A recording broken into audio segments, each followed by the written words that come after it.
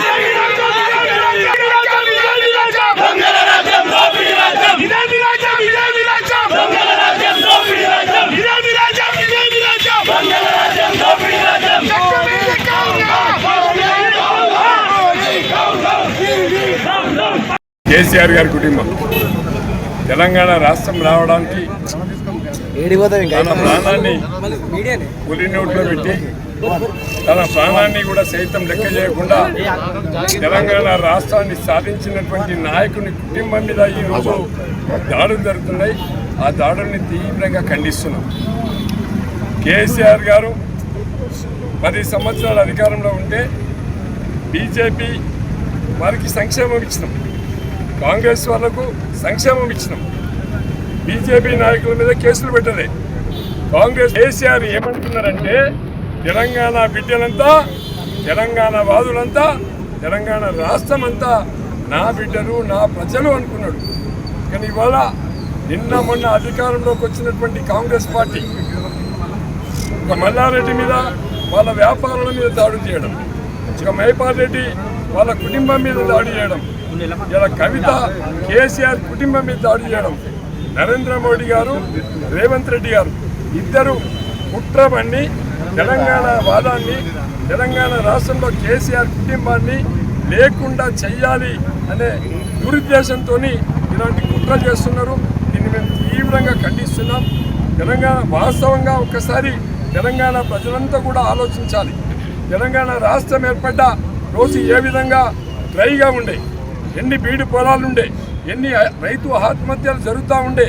ఇవాళ కేసీఆర్ గారు 10 సంవత్సరాల కాలంలో ఒక మల్లన్న సాగర్, ఒక కొండపోశమ్మ సాగర్, ఒక రంగనాయకుల సాగర్, ఒక కాళేశ్వరాన్ని నిర్మాణం చేసి ముందుకు పోతూ ఉంటే రాష్ట్రంలో 10 సంవత్సరాల కాలంలో ఎన్నడూ కరువు లేదు. పాడి పంటలతోని, పచ్చటి పొలాలతోని హరిత తెలంగాణగా మార్చినటువంటి నాయకుడు కేసీఆర్ గారు.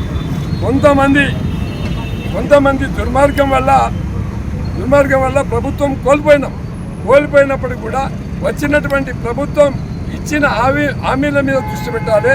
ప్రజలకు ఇచ్చినటువంటి హామీలను మైమర్పించడానికి, ఆ హామీలను తప్పుదోవ పట్టించడానికి, హామీలను ప్రజల్లోకి రాకుండా ఇలా దాడులు చేస్తుండ్రు రేవంత్ రెడ్డి గారు. నిజంగా చెప్పాలంటే ప్రజాస్వామ్యాన్ని కూని చేస్తుండ్రు. బాబాసాహెబ్ అంబేద్కర్ యొక్క కాన్స్టిట్యూషన్ని, రాజ్యాంగాన్ని దుర్వినియోగం చేస్తుండ్రు, హక్కుల్ని దుర్వినియోగం చేస్తుండ్రు. ఇలా రాష్ట్రంలో గుండాయిజాన్ని పోలీసుల్ని అడ్డుపెట్టుకొని అక్రమంగా పోలీసుని ప్రేరేపించి అక్రమంగా దాడులు చేస్తూ ఉన్నారు. దాన్ని మేము తీవ్రంగా ఖండిస్తున్నాం. తెలంగాణ సామ్రాజ్యవాదాన్ని తెలంగాణ ప్రజలు కూడా గ్రహించి వచ్చిన తెలంగాణ రైతుల్ని, అదేవిధంగా సంక్షేమాన్ని కాపాడినటువంటి నాయకుని కుటుంబానికి ప్రజలంతా అండగా ఉండాలని గజ్వేల్ నియోజకవర్గ ప్రజలందరూ, పార్లమెంటులో ఉండే ప్రజలందరూ కూడా నేను విజ్ఞప్తి చేస్తా ఉన్నా. వాస్తవాన్ని ఆలోచించండి. కేసీఆర్ గారు ఉన్నప్పుడు 24 గంటల కరెంట్ ఇచ్చి, సంక్షేమాన్ని ఇచ్చి, రైతుల్ని ఆదుకున్నటువంటి ప్రభుత్వాన్ని రాష్ట్రంలో తెలంగాణ రాష్ట్ర ప్రభుత్వం, కేంద్ర ప్రభుత్వం కుమ్మక్కై బీఆర్ఎస్ పార్టీని అప్రతిష్టపాలు చేయాలి. రాబోయే ఎలక్షన్లలో పార్టీని దెబ్బతీయాలి. కేసీఆర్ గారి మీద అప్రతిష్టపాలు మోపి బీఆర్ఎస్ పార్టీని నామరూపాలు లేకుండా చేయాలనే దృఢ సంకల్పంతో ఈ యొక్క కవిత గారిని అరెస్ట్ చేయడం జరిగింది. చాలా దీన్ని బీఆర్ఎస్ పార్టీ తీవ్రంగా ఖండిస్తుంది. ఒక మహిళని చూడకుండా సడన్గా వచ్చేసి సర్చ్ వారెంట్ తీసుకొని వచ్చి ఈరోజు నిన్న సాయంత్రమే ఢిల్లీ తీసుకుపోయి ఈరోజు కోర్టులో పెట్టడం జరుగుతుంది. 9వ తారీఖు నాడు సుప్రీంకోర్టులో దీని మీద విచారణ ఉన్నదని ఆమె ఆల్రెడీ పిటిషన్ వేసినా దాన్ని పరిగణలోకి తీసుకోకుండా నిన్న అక్రమంగా అరెస్ట్ చేయడము చాలా విచారం. దీని యొక్క మూల్యము అటు బీజేపీ ప్రభుత్వం కానీ ఇటు తెలంగాణ రాష్ట్రం తప్పకుండా ప్రజాక్షేత్రంలో వాళ్ళకి ఎదురవుతుంది. తీవ్రంగా బీఆర్ఎస్ పార్టీ ఖండిస్తూ గజ్వేల్ నియోజకవర్గంలో బీఆర్ఎస్ పార్టీ తరఫున ఇక్కడ అంబేద్కర్ గారికి పూలమాల వేసి విన్నవించడం జరిగింది. రాబో దినాలలో తెలంగాణ రాష్ట్ర ప్రజలు అన్ని గమనిస్తున్నారు. బీఆర్ఎస్ పార్టీకి ఈ యొక్క ఉద్యమాలు అనేది కొత్త కాదు. అందుకే ప్రజాక్షేత్రంలో ఉండి ప్రజల తీర్పునే శిరసావిస్తుంది. కాబట్టి ఏదేమైనా కోర్టులు, న్యాయస్థానాన్ని పార్టీ ఎప్పుడు కూడా నమ్ముతుంది. చట్టం తన పని తాను తీసుకుపోతుంది. న్యాయం తప్పకుండా గెలుస్తుందని తెలియజేస్తూ దీన్ని మరొకసారి తీవ్రంగా ఖండిస్తున్నాం. కవిత గారి పేరును చెప్పేయడం జరిగింది. అయినప్పటికీ కూడా చట్టబద్ధంగా, న్యాయబద్ధంగా ఈడీ ఎప్పుడు ఢిల్లీకి పిలిచి విచారించినా కూడా పిలిచిన టైంకి పోయింది. వాళ్ళు అడిగిన క్వశ్చన్లు అన్నింటినీ కూడా జవాబు చెప్పినప్పటికీ కాలయాపన చేసి ఈరోజు ఈడీని వాళ్ళ జేబు సంస్థగా వాడుకుంటూ దుర్మార్గంగా నిన్న అరెస్టు చేయడం జరిగింది. ఇది చాలా దుర్మార్గం. ప్రతి వారు ఖండించాల్సిన అవసరం ఉంది. మేము కూడా కేసీఆర్ గారి నాయకత్వంలో టీఆర్ఎస్ పార్టీ 10 సంవత్సరాలు పాలించింది. ఇటు పోలీసులతోటి కానీ ఫ్రెండ్లీ పోలీసులుగా ఉన్నాం, ప్రజలతో ఉన్నాం, పార్టీలకు అతీతంగా, కుల మతాలకు అతీతంగా కూడా మంచి పాలన అందించడం. అన్ని రంగాలలో కూడా ఇవాళ రాష్ట్రాన్ని కేసీఆర్ గారి నాయకత్వంలో ముందర తీసుకుపోవడం జరిగింది. ఎప్పుడైతే నరేంద్ర మోదీ గారు కేసీఆర్ గారి నాయకత్వం రేపు జాతీయ స్థాయిలో ఆయనకు ప్రమాదంగా భావించిండో అప్పటి నుంచి కక్ష సాధించడం మొదలుపెట్టడం జరిగింది. అందులో ఇటు టీఆర్ఎస్ పార్టీలో ఉన్న ప్రజాప్రతినిధులను కానీ, నాయకులను కానీ, కార్యకర్తలను కానీ మరీ దారుణంగా ఈ మధ్యకాలంలో మనకు గురి చేయడం జరుగుతున్నది. అంతేకాకుండా మొన్న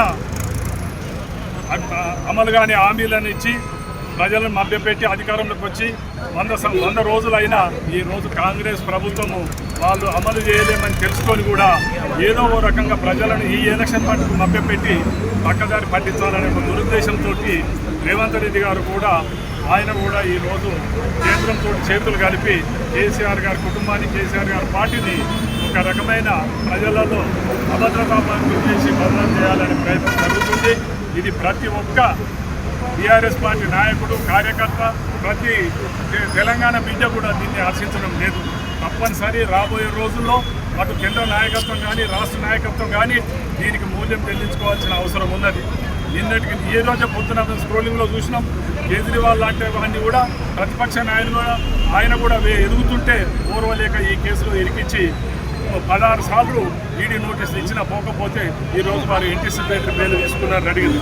ఈరోజు కూడా నిన్న ఎంక్వైరీ చేసి పోయి అవకాశం ఇస్తే ఇక్కడ కూడా కవిత గారు యాంటిసిపేటరీ బెయిల్ తీసుకోవాల్సిన ఉండే, కానీ ఒక స్త్రీ అని తెలిసి కూడా 6 తర్వాత అరెస్ట్ చేయొద్దు.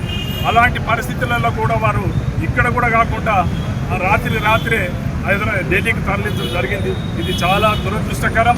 మేము ప్రతి పౌరుడు, తెలంగాణ పౌరుడు దీన్ని తీక్షణంగా ఖండిస్తున్నాం. ఏ లక్ష్యంతో అయితే మన భారతదేశానికి ఇంత మంచి రాజ్యాంగాన్ని రచించిన అంబేద్కర్ సాక్షిగా మేము ఇలా ప్రొటెస్ట్ చేసి వారికి ఈ దుర్మార్గాన్ని అరికట్టాలని వారికి ఒక మెమరణం ఇవ్వడం జరిగింది. రాబోయే రోజుల్లో ఇటు కేంద్ర ప్రభుత్వం కానీ రాష్ట్ర ప్రభుత్వం కానీ ఇలాంటి చర్యలకు పూనుకుంటే కేసీఆర్ కుటుంబాన్ని కానీ టీఆర్ఎస్ పార్టీ నాయకుల కార్యకర్తలు తెరువు వచ్చి మమ్మల్ని ఇబ్బంది పెట్టే పరిస్థితి వస్తే తప్పనిసరి ప్రతిఘటిస్తాం. మేమేందో చూపిస్తామని ఈ సభాముఖంగా ఆ 2 పార్టీలకు హెచ్చరిస్తూ రాబోయే రోజుల్లో ఏ పరిణామాలకైనా మేము కేసీఆర్ గారి కుటుంబం తోడి